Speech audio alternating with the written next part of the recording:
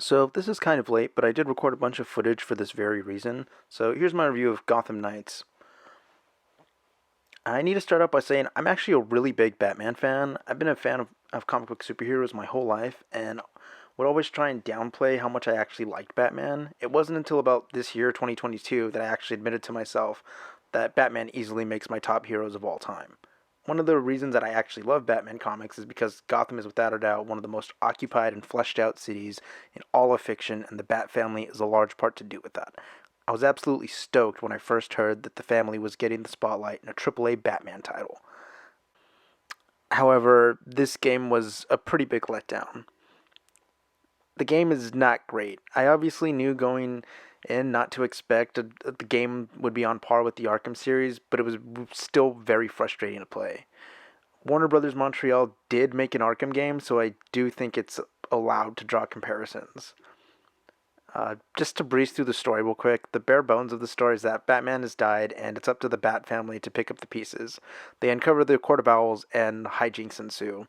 There isn't really much more to the plot than that, other than major spoilers and stuff, which I don't really particularly want to get into at this time. I feel like the characterization of the Bat family is definitely one of the strong aspects of the game, as I feel it does a good job making each character feel like their own person, even right down to the combat. I do feel that this was really more of a Red Hood story than anything, especially considering the involvement of the League of Assassins in the plot. I I genuinely feel like some missions don't make any narrative sense if you do them with anyone other than Red Hood. Nightwing had a decent arc about coming to terms with his new leadership role and taking on the responsibility of protecting Gotham. I think it honestly would have been a better Batman game if it was just Dick Grayson wearing the cowl and him trying to, pick up the pieces after the aftermath of the Arkham series, which on that note, this whole game really seems like it could have just taken place narratively after the Arkham series. You had all the right pieces with, Red Hood being in play easily. It could have given us some excuse that Barbara Gordon had gotten her legs back. Which Barbara Gordon's in the game. Batgirl's in the game. So I do need to talk about Tim Drake real quick. Now, the game doesn't go out of its way to make players know Tim's sexuality, but there are some clues, including emails in which Batgirl suggests wearing rainbow capes to Gotham's Pride Parade. I'm not kidding.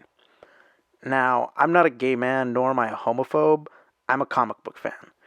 In 2021, DC Comics made headlines twice when they announced Superboy would come out as bisexual, and later on that year, Tim Drake would also come out as bisexual. This lit up the internet and fan communities, supportive and angry, both times.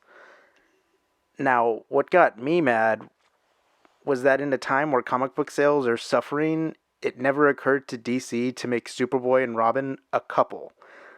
Why would you not do this? If you're going to make them both come out as bisexual, put them in a couple, put them on the cover of a comic book, sell a million freaking copies of them kissing on the front page of a comic book, and you could have just made a shit ton of money. But instead, they it was just I. That being said, Tim Drake does have a picture of Superboy on his desk in Gotham Knights, so I guess that's kind of a win. In terms of other characters, like minor characters and enemies, there's a major villain in David Kane and Talia al Ghul, I guess. Neither one really ever felt like a major threat, but the game would try and drive home that they were. There's smaller bosses and side stories too, like Harley Quinn and Mr. Freeze, but it never really felt like they added anything to the game other than just being side bosses. The side bosses in the Arkham games always felt like another obstacle Batman would have to overcome as the odds just kept stacking up against him. Which it also kind of doesn't help that the whole game isn't treated as a one night scenario because the Belfry. The Belfry acts as sort of a hub between when you switch between characters and between nights. And I hate it.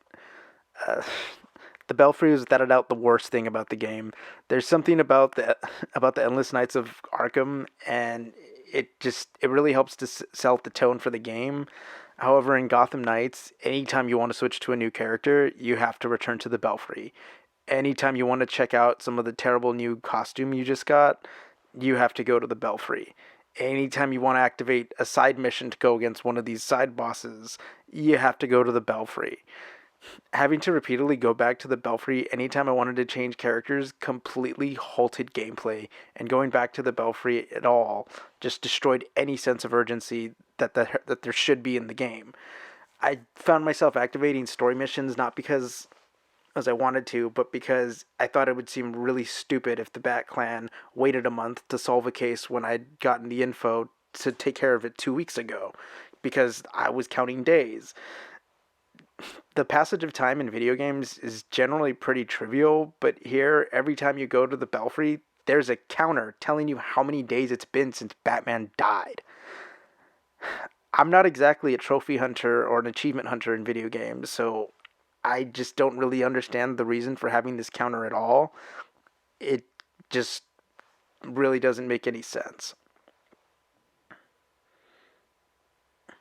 There's a lot of moments in the Belfry that are kind of sweet, and the interactions between the characters, and they all kind of have these heartfelt moments, but it kind of also highlights that they never really interact with each other in the city, save for one cut scene with Dick Grayson and Red Hood, which is pretty lame because there's a great map and it really should have been utilized more. I actually found myself really liking this map because it was pretty Gotham accurate. It's the same layout that's in the Gotham comic books. You can look it up on Google. It's a pretty standard Gotham map. The Bowery was easily one of my favorite locations in the map. Um, all the islands are there. It's again pretty standard. I mean, this is the same map that's in the Joker movie. This is a pretty well-known Gotham map. It's the map from Arkham City.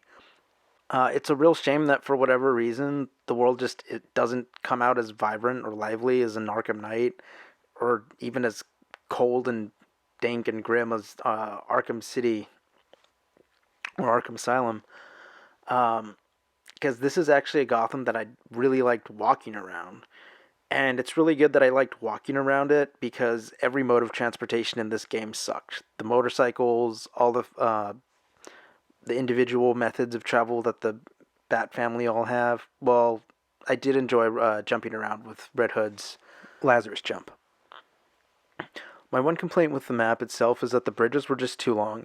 It almost seems like someone wanted to design a fully sized city and didn't realize it would take 5 minutes to cross an empty virtual bridge.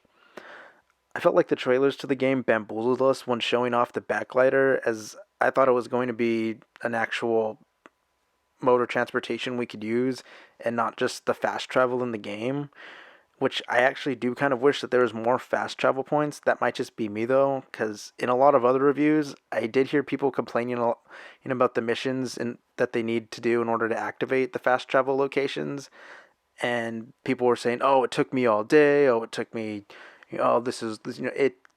It literally took me less than half an hour to hit all of the fast travel locations to activate them. So anyone that took longer than that is probably trash at the game." Which, speaking of being trash at the game, the overall gameplay to this is not great.